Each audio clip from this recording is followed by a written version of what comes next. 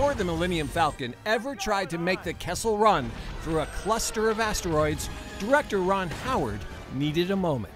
The first thing I did was, I went in and sat in the cockpit. Right. Just kind of enjoyed the fact that I was there before I had to start thinking about the job at hand. Of course, there's CGI out here in space, but most of the cockpit set looked, and more importantly, felt real. We need to divert auxiliary power to the rear deflector shield. We definitely do. We were in this pod that moved, and we had this incredible scene that we were looking at that was space. And you're in it, and it's quite a small, confined space, and there's a lot of buttons. And I remember just thinking how much I wanted to be able to actually fly a spaceship, really.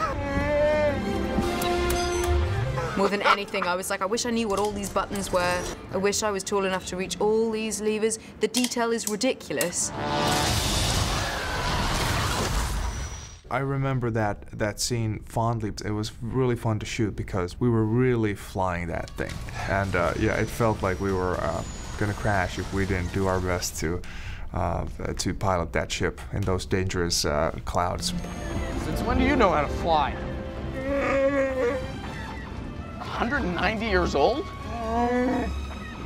You look great. Did you really learn to speak Wookiee? I can't translate it, but I learned to make the sound, basically, yeah. What does it take to make the sound right? It's like moaning and gargling at the same time.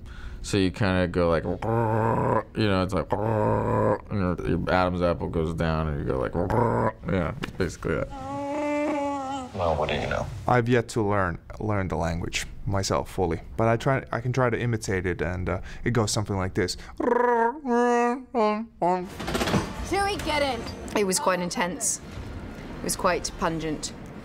Oh. Smelling like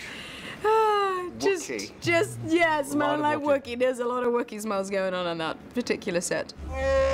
We did it once, and then I thought about it, and we even came back and did it a second time on another day just to make sure we got the moment to really sink.